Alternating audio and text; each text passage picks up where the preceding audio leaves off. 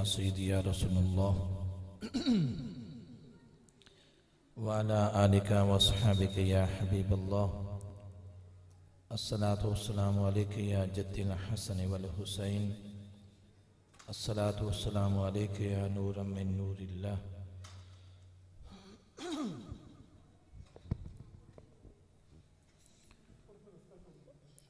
आज हम सब की खुशकिस्मती है,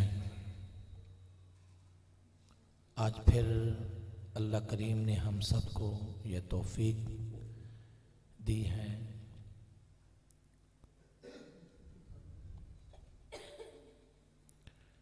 उस हस्ती की याद में आज हम महाना यारवीं शरीफ के सिलसिले में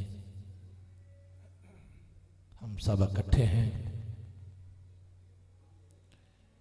ये सब करम है उस ज़ात का जिसके सदके अल्लाह करीम ने पूरी कायनात बनाई है। हज़रत मोहम्मद मुस्तफ़ा सल्लल्लाहु ताला अलैहि वसल्लम। और हमारी खुशकिस्मती है जिस आस्थाने पे हम बैठे हैं, आप सबको इल्म है, दुआ से फैज़ मिलता है। ये रूहानी फैज़ का मरकज़ है। मेरे क़िबला ज़ूर पीर तरीक़त रहबर शरीयत आला नबी औलाद अली हजूर क़िबला पीर सैयद अली रज़ा फजल शाह वली सरकार हिफ़्ज़ुल्लाह ताला सजादा नशीन आस्ताना आलिया दरबार आलिया हजूर पीर सैयद फजल शाह वली सरकार रहमतुल्लाह ताला अलैह। ये क़िबला हुज़ूर की मेहरबानी है हम सबको जो हर महीने दावत देते हैं। आप और मैं हम सब इकट्ठे होते हैं। आप यकीन जानिए ये जो वक्त जा रहा है, आप सबको इल्म है किसी के पास वक्त नहीं है, ख़ास करके दीन के हवाले से। हम दावत दें ना तो कहते हैं यार मैं थोड़ा सा मसरूफ़ हूँ, ऐसे ही ना मसरूफ़ हूँ। तो कोई और फंक्शन की दावत मिले तो हम कहते हैं जी बिल्कुल हाज़िर हैं हम जी। और हम सबको इसी तरह ये हजूर गौस पाक की और हुजूर की याद में हम सबको इसी तरह महफिल पाक सजाने की तौफीक अता फरमाए। आप सबको इल्म है हजूर के जो शहज़ादे हैं, 4 शहज़ादे हाफ़िज़ कुरान भी हैं, आलिम दीन भी हैं और क़ारी कुरान भी हैं। सबसे पहले मेरे क़िबला हुज़ूर की बड़ी करामत तो ये है ना, कहिए ना सुबहान अल्लाह। हमारा रोज़ाना आना जाना कहीं लगा रहता है, आस्थानों पे, दरबारों पे, दरगाहों पे तिलावत का सिलसिले में। तो मेरा जो क़िबला हुज़ूर के साथ कुर्बत है वो तकरीबन 2009 से है, अल्लाह के फजल व करम से 2009 से। तो क़िबला हुज़ूर की जैसे पहले शफ़क़त थी, अब भी इसी तरह शफ़क़त है सभी के साथ। क़िबला हुज़ूर के पास कोई 20 साल के बाद भी आता है ना हुज़ूर का ग़ुलाम, तो ऐसे मिलते हैं कि आज ही ये बड़े अरसे दराज सी मुलाकात है। ये क़िबला हुज़ूर की मेहरबानी है, ये सादात की शफ़क़त है ना जी, हैं जी। आपके साहबज़ादगान को अल्लाह करीम दारैन की बरकतें अता फरमाए। माशाल्लाह आप सुनते हैं हर माह और मुख्तलिफ़ महाफ़िलों में, चैनलों में क़िबला हुज़ूर के जो साहबज़ादगान हैं माशाल्लाह पढ़ते हैं और हमें सुन के खुशी होती है, हैं जी। अहले सुन्नत व जमात का मरकज़ है ना जी हजूर बाबा फजल शाह वली सरकार का। आपका तो सादात का जो चर्चा है पूरी दुनिया में है जी। तो अल्लाह करीम हमारी दुआ है क़िबला हुज़ूर के आस्थाने को शादो आबाद रखे, मुरीदीन को अल्लाह करीम जितने भी दूर दराज से आते हैं خالی جھولی آتے ہیں تو یہاں سے رحمت سے بھر بھر کے لے کے جاتے ہیں۔ قبلہ حضور کا سایہ ہمارے سروں پہ قیام دائم عطا فرمائے۔ ایک حدیث مبارکہ آپ سماعت فرمائیں۔ رسول اللہ صلی اللہ علیہ وسلم کا فرمانی شان ہے، مجھ پر سب سے زیادہ درود بھیجنے والا شخص روز قیامت میرے سب سے زیادہ قریب ہوگا۔ حضور پاک صلی اللہ علیہ وسلم کے آپ جو ہیں درود شریف، قبلہ حضور کا یہی حکم ہوتا ہے، درود شریف جتنا ہو سرکار کی بارگاہ میں پیش کیا کرے۔ اللہ کے قرآن پاک میں فرماتا ہے وَرَتِّلِ الْقُرْآنَ تَرْتِيلًا۔ قرآن کا ایک ادب یہ ہے کہ آہستہ آہستہ ٹھہر ٹھہر کے آپ قرآن پاک کو پڑھیں، تاکہ آپ جب پڑھیں تو سننے والوں کو بھی یہ سمجھ آئے بھئی قرآن پڑھا جا رہا ہے۔ تو اللہ کریم ہم سب کو قرآن پاک پر عمل کرنے کی توفیق عطا فرمائے اور ہم سب کو نماز پڑھنے کی بھی سعادت نصیب عطا فرمائے۔ حضور پاک صلی اللہ علیہ وسلم کا فرمانی رشان ہے، آپ اپنے بستر پر تب جائیں جب آپ پانچوں وقت اللہ اس کی بارگاہ میں اپنی حاضری لگوا دیں۔ ہم کہیں کسی جگہ سے غیر حاضر ہو جائیں تو فون کرتے ہیں یار میں آج معذرت چاہتا ہوں، میں نہیں آ سکا تو مجھے معافی دے دیجیے گا۔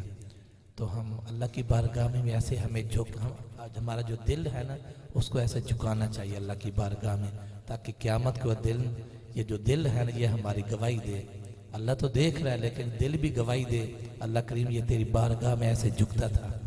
اللہ کریم ہم سب کو عمل کی توفیق عطا فرمائے اور ہم سب کو نماز، قرآن اور قرآن کی جو تلاوت ہے ہم سب کو ادب اور احترام کے ساتھ ہم سب کو پڑھنے کی، سمجھنے کی توفیق عطا فرمائے۔ آپ دروشی پڑھیں، والصلاۃ والسلام علیک یا سیدی یا رسول اللہ وعلی آلک واصحابک یا حبیب اللہ، صلاۃ والسلام علیک یا جد الحسن والحسین، صلاۃ والسلام علیک یا نور من نور اللہ۔ عالم دین حضرت علامہ مولانا قاری محمد قاسم نواز صاحب آپ تشریف لائے، ہم سب کو آپ کی طرف سے خوش آمدید کہتے ہیں۔ ہم سب کو اسی طرح علماء کرام کا، قراء حضرات کا، سادات کا ہم سب کو ادب و احترام کرنے کی سعادت نصیب عطا فرمائے۔ آپ دروشی پڑھیں، میں انشاءاللہ اپنی نوکری کا آغاز کرتا ہوں۔ والصلاۃ والسلام علیک یا سیدی یا رسول اللہ وعلی آلک واصحابک یا حبیب اللہ، والصلاۃ والسلام علیک یا جد الحسن والحسین، والصلاۃ والسلام علیک یا نور من نور اللہ۔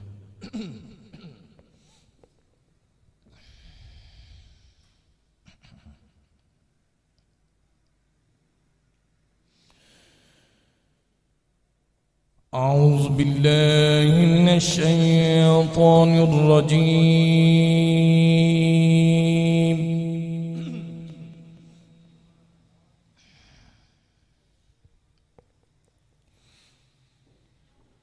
بسم الله الرحمن الرحيم.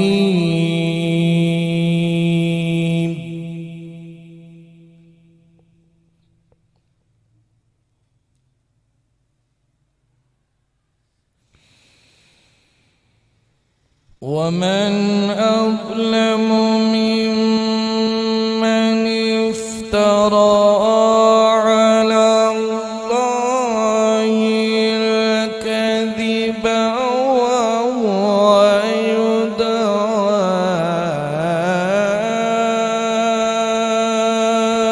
إلى الإسلام.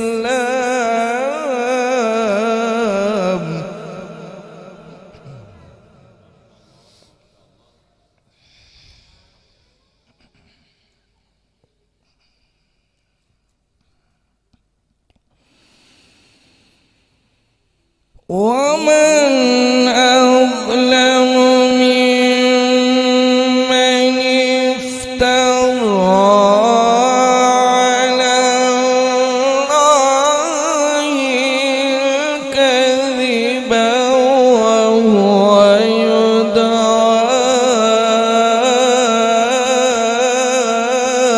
إلى الإسلام.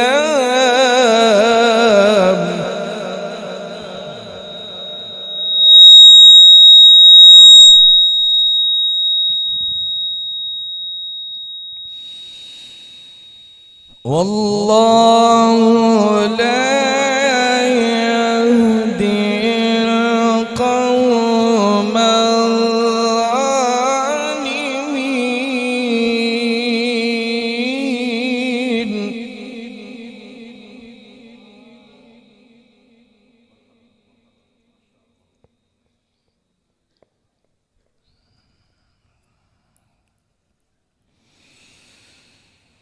ومن أظلم ممن افترى على الله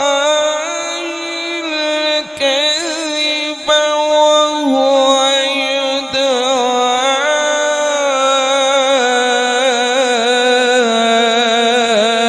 إلى الإسلام.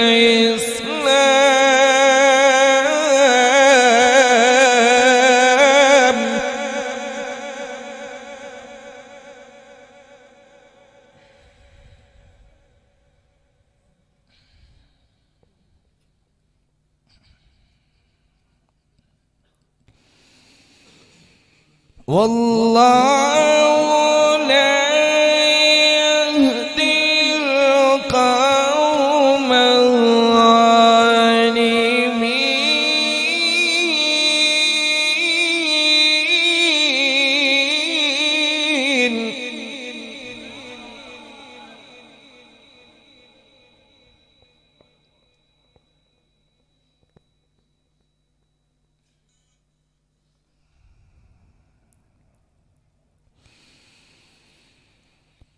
يريدون ليطفئوا نور الله بأفواههم والله متم نوره ولو كره الكافرون.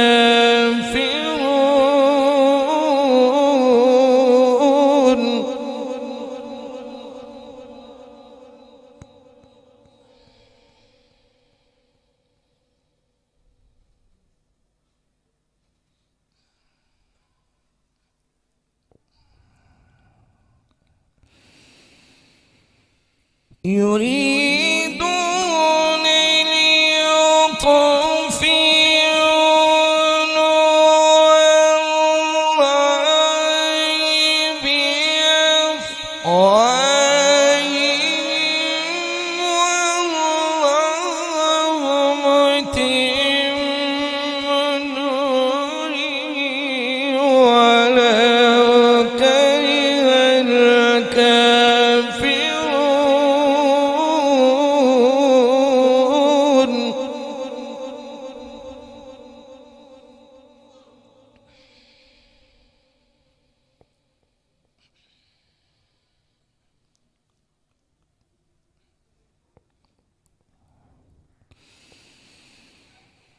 هو الذي أرسل رسوله بالهدى ودين الحق ليظهره على الدين كله.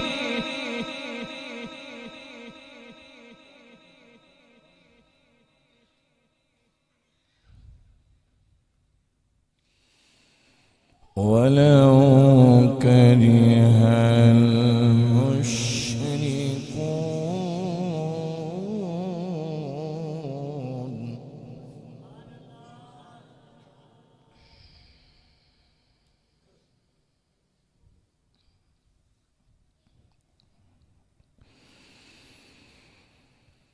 هو الذي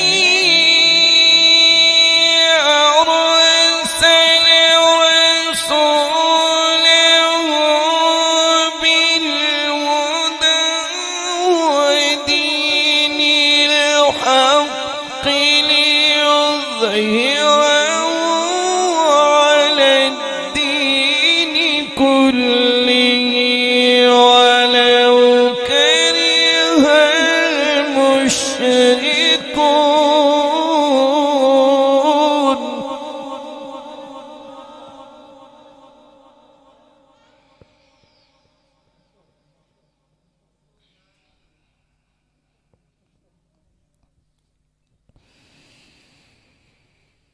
ولو كره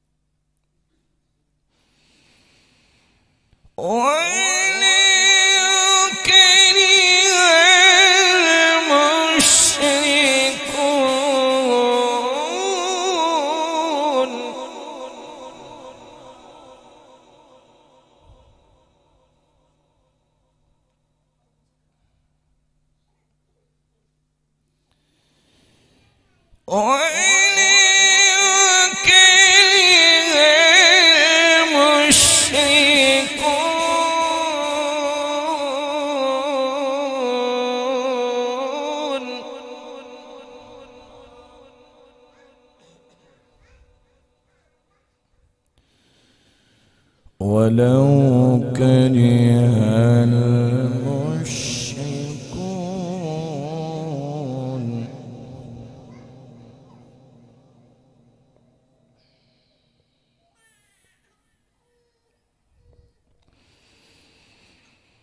يا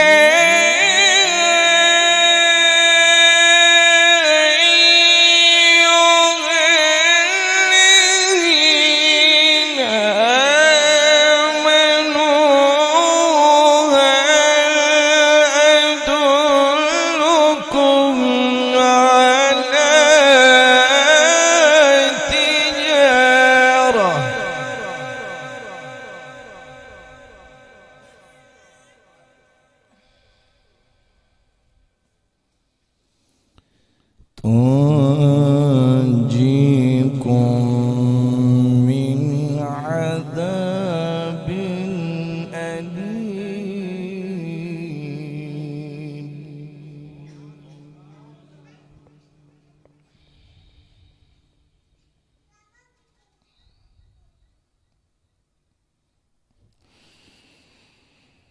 يا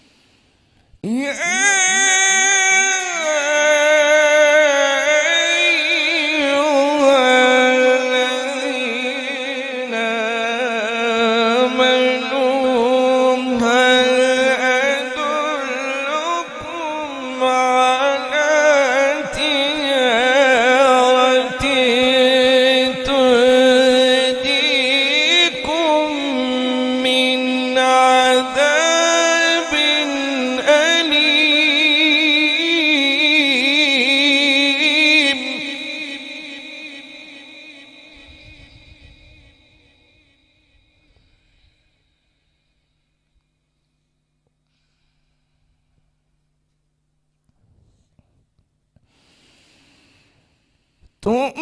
تؤمنون بالله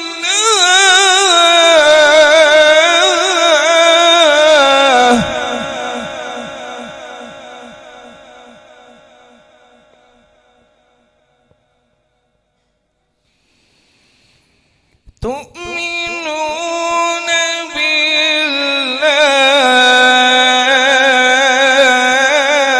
بالله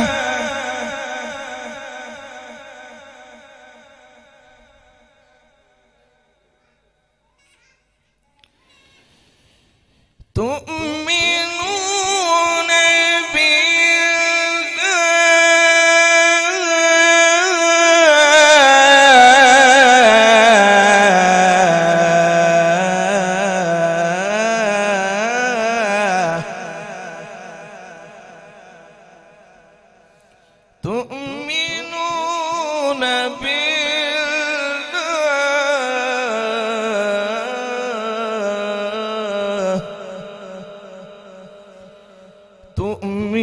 تؤمنون بالله ورسوله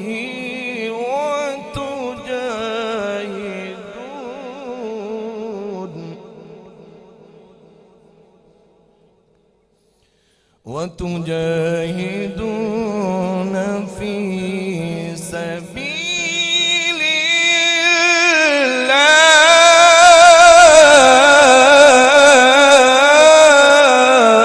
الله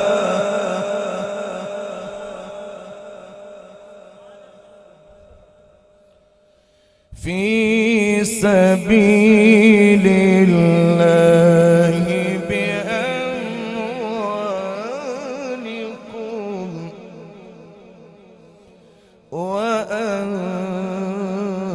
وأنفسكم ذلكم خير لكم إن كنتم تعلمون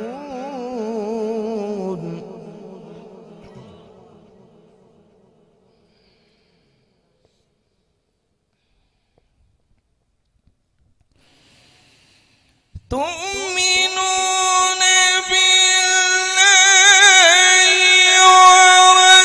ورسوله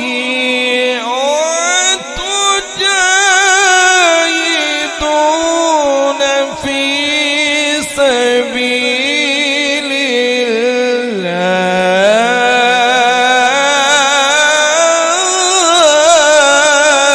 الله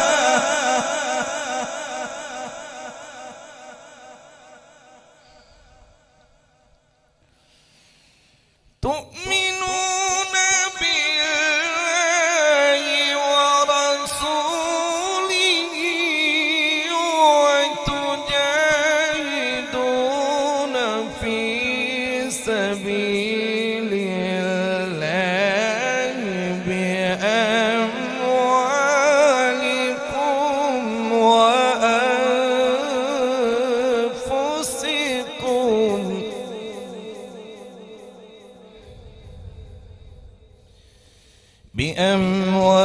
بأموالكم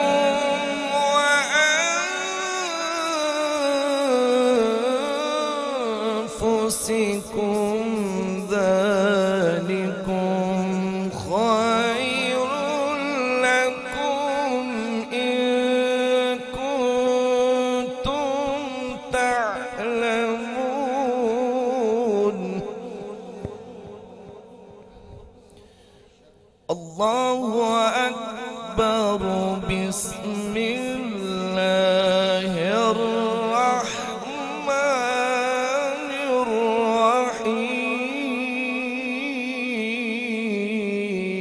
الرحيم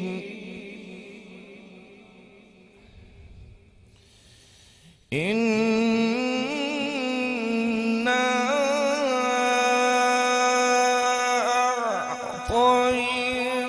أعطيناك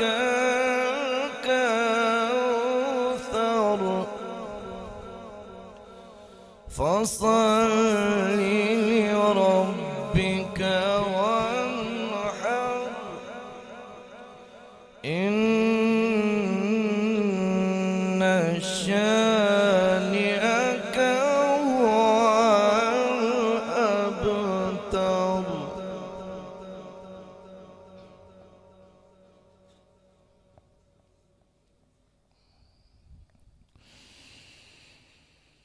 بسم الله الرحمن الرحيم إنا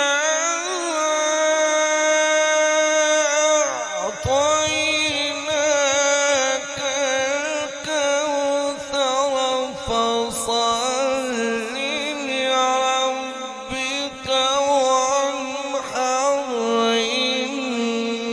شانئك هو الأبتر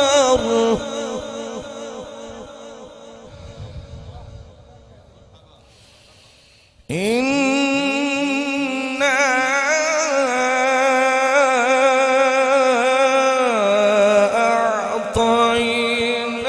أعطيناك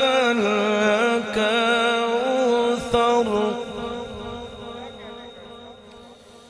إنا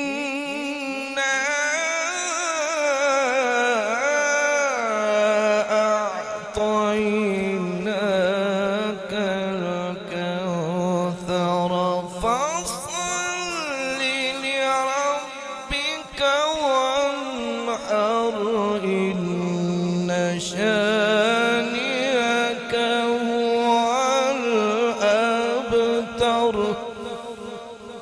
فصل لربك وانحر إن شانئك هو الأبتر صدق الله العظيم.